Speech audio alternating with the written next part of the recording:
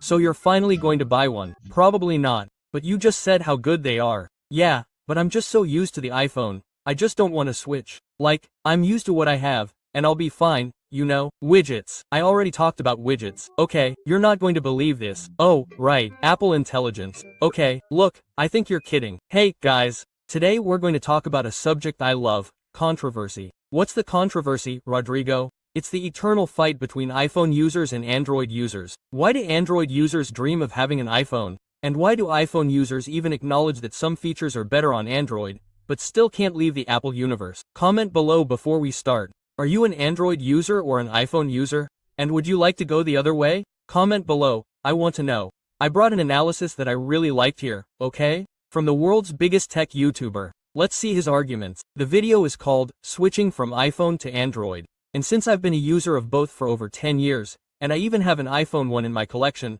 I'll give my opinion, okay? Let's get straight to it then. 3, 2, 1, go. So, did you see Google's new event, the Pixel 10 Pro? They look really good, right? Yeah, I was watching it. It looked really cool. Beautiful design, good cameras, a ton of really interesting AI features. I liked it. So, are you finally going to buy one? Probably not. But you just said how good they are. Yeah, but I'm just so used to the iPhone, I just don't want to switch. Like, I'm used to what I have, and I'll be fine, you know? Okay, I feel like you. That's basically exactly what happens. Android people say, wow, my dream is to buy an Apple, but, for example, it's expensive, let's say. And the iPhone guy, he acknowledges that Android has a lot of good things, including artificial intelligence. Sorry, Apple Intelligence sucks, right? But he won't switch. Let's look at the reasons, let's discuss. Come on, do. You do this every time? What will it take for you to decide to switch devices? I just don't want to switch. I mean, I understand that phones are great, and I can appreciate that. It's just that I'm used to it, I guess. Okay, tell me one reason not to switch to the Pixel now. Okay, Face ID is really practical. It makes things a lot easier. The Pixel has Face Unlock. Okay. Well, I can't get rid of my wireless headphones. I mean, the Pixel Buds. Mega safe. They just added that to the Pixel 10. Widgets. I already mentioned widgets. Okay, you won't believe this. Oh, right. Apple Intelligence. Okay, look, I think you're kidding. It's just that I love the number 48, and that's why I need a 48 megapixel main camera. You see, everything is either Google, right?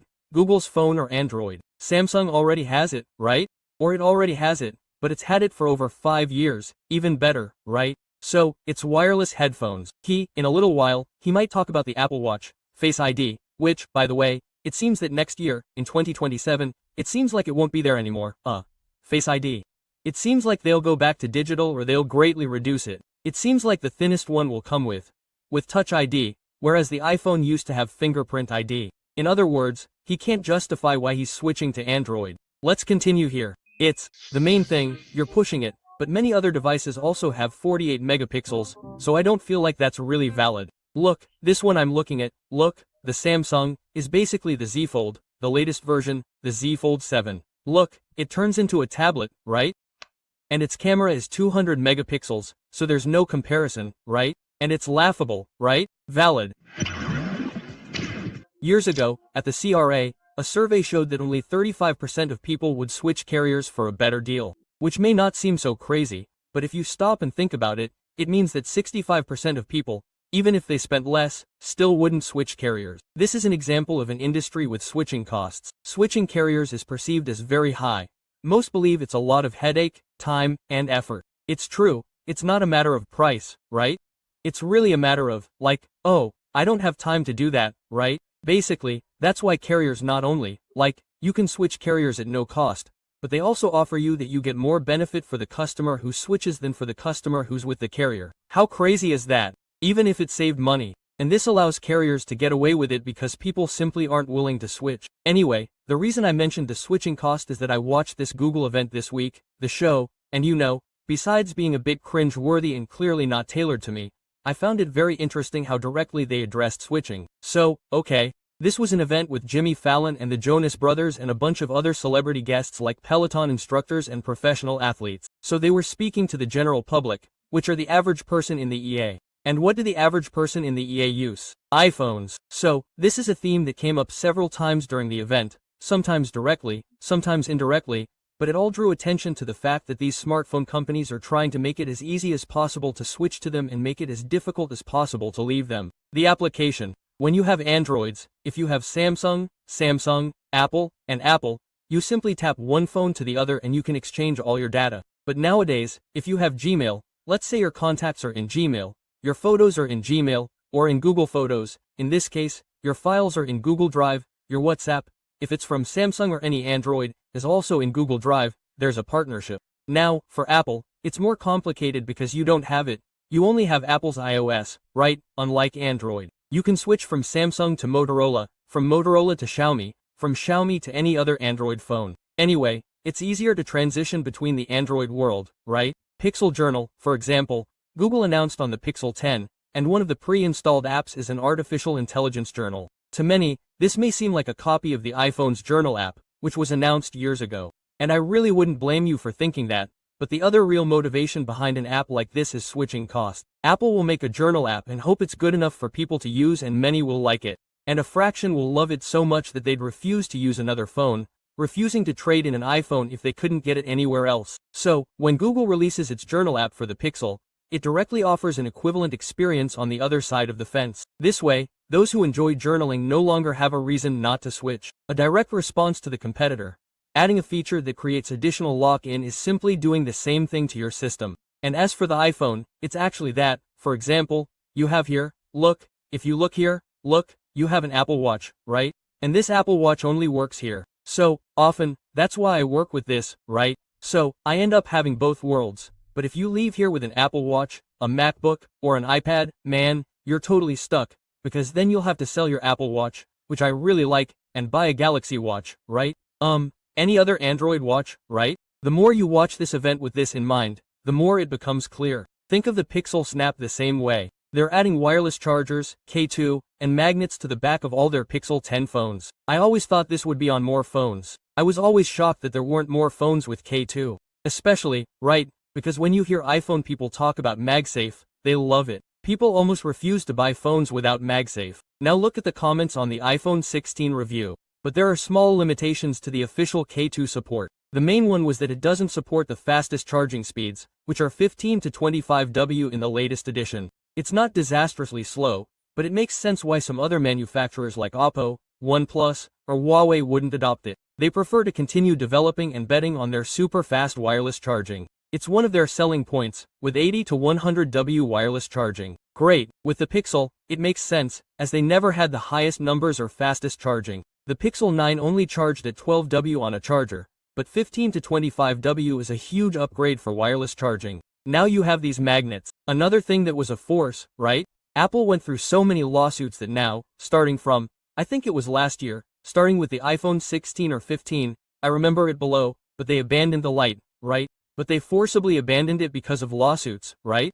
And now, with charging, you could say before, oh, but I have an iPhone. I invested in 2 lightning chargers. Now I'm going to buy one. I spent money on a special one, right? From another brand and everything, faster, and now I'm going to switch to Android and I can't use it. Now everything is USB-C. So if you have an iPhone from, if I'm not mistaken, 15 or 16, and you have some special chargers, you can migrate to Android too. Essentially, MagSafe was added to phones without any downside. Yes, they worked more on the arrangement and strength of the magnets and on creating accessories that attach firmly to the back of the phone. This work is sensational, but from a broader perspective, MagSafe was used to make people resist switching from iPhone to Pixel, and now it's not. So, it often seems like these companies are just copying each other. Keep in mind that minimizing switching costs is a big motivator for many of these things. They used to fight for new customers, but there are far fewer of those now. Most of the world already has a smartphone. The real battle now is 2 things, children and those who buy their first smartphone.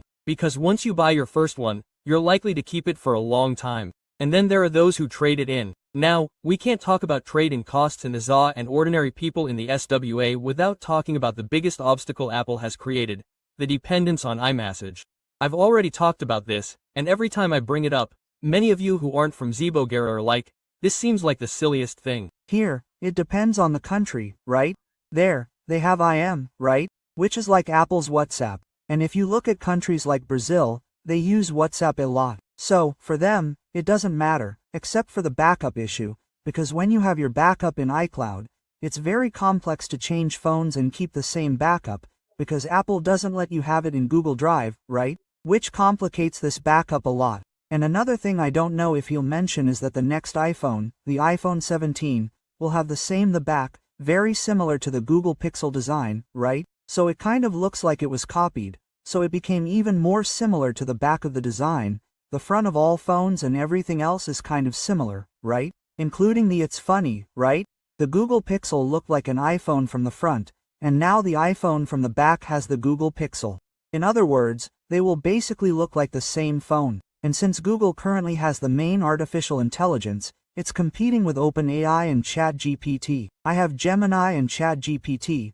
They are the two main ones, the two best, along with Cloud as well. What's happening? The Google Pixel, damn, Gemini is from Google, and the iPhone is embarrassing itself with Apple Intelligence. So, Android is increasingly improving its system, and in the artificial intelligence race, it's ahead, and Google's cameras have always been considered the best because of post-processing. So, I mean, Android is increasingly outdoing itself, outside of the issue of innovation, right? Because the Google Pixel, besides beautiful cameras and artificial intelligence, launched your new version of the foldable and, right, Samsung, it goes without saying. When you see this here, it's like the iPhone, my god, right? It's embarrassing, right? And Apple is innovating less and less and less and less, which is another complaint, right? We're already in the 7th year of the foldable and it seems like it will only launch its foldable with Samsung screens in 2026 or 2027. Look how crazy it is. Because this pressure doesn't exist outside of here, but here the pressure of the blue bubble is very real. But Google tried to talk about this at its event too, and that's how they decided to approach the subject. So, we realize that the idea of changing your phone brand can seem scary.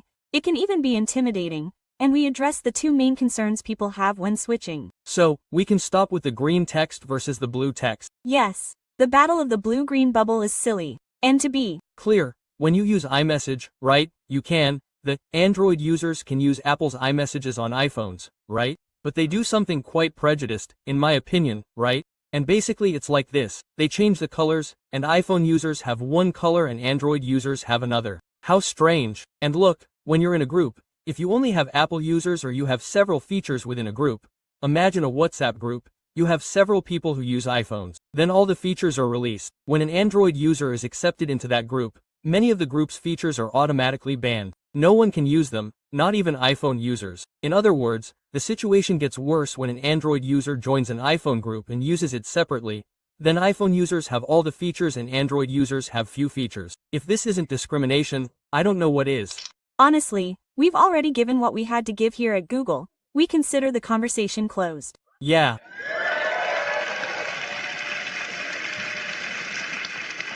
Well, I wasn't there, so I can't confirm, but Andrew Edwards said they were showing applause signs to the audience that was there in person.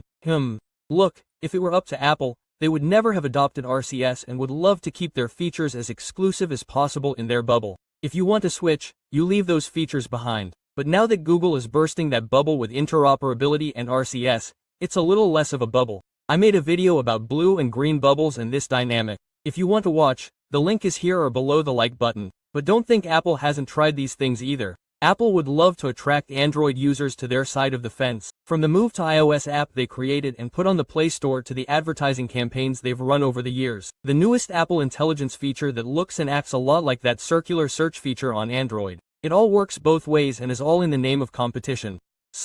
Comment below. Are you an iPhone user? Are you an Android user? Have you ever considered switching to the iPhone? Or have you switched, not adapted, and gone back? And you, Android user? iPhone, are you happy with this lack of innovation? With this artificial intelligence that's practically no artificial intelligence? This Siri that we know is dumb, right? Anyway, comment below because I want to know.